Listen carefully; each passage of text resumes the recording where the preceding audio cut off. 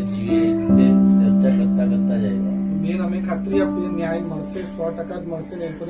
હિંમત રાખજો એટલે અમે આ કેસ પતે ત્યાર લગીને છેલ્લે સુધી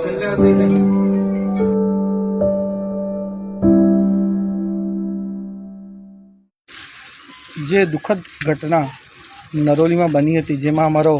સંજાણનો આસ્પદ ધોળી અને આદિવાસી સમાજનો અમારો યુવાન જેમની હત્યા કરવામાં આવી હતી, એના પહેલા દિવસથી જ અમે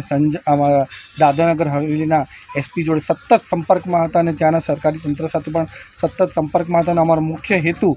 જેટલા પણ આરોપીઓ છે એને કડકથી કડક સજા થાય અને જલ્દીથી જલ્દી સજા થાય એ મુખ્ય હેતુથી અમે આખું અભિયાનને બધા સાથે મળીને ચલાવીએ છીએ. એના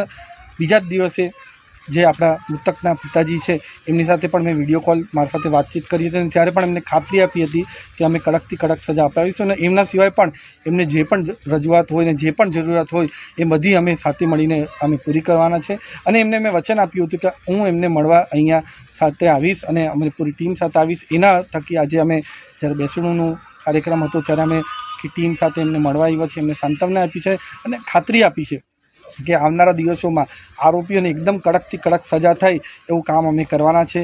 એટ્રોસિટીને એક્ટ પણ લાગે એ પણ અમે રજૂઆત કરવાના છે અને બાકી યોગ્ય વળતર પણ એમને મળી રહે, જેથી એમનો પરિવાર છે એ પરિવાર સારી રીતે ચાલી શકે, એમની 2 દીકરીઓ છે એ દીકરી સારી રીતે ભણી શકે ને એમનું પણ ભવિષ્ય સારી રીતે થઈ શકે, એના માટે અમે પૂરી રીતે કટિબદ્ધ છે. અને ખાસ કરીને આજે કોઈ અમે રાજકીય આગેવાન તરીકે નહીં પણ અમારે સામાજિક રીતે આવ્યા છે, અમારા સમાજના લોકો છે એમની સાથે દુઃખદ ઘટના બની છે તો એના ખાતે અમે આવ્યા છે. અને એના પછી અમે અહીંયાથી ડાયરેક્ટ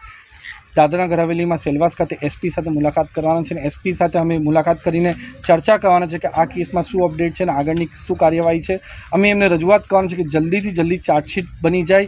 અને ફાસ્ટ ટ્રેક કોર્ટમાં આ કેસનો જલ્દીથી જલ્દી ચુકાદો આવે, તેથી જેટલા પણ આરોપીઓ છે એને કડકથી કડક સજા મળે. સાથે જ આ 12 પંકાયેલો છે કે એમાં ઘડી આવી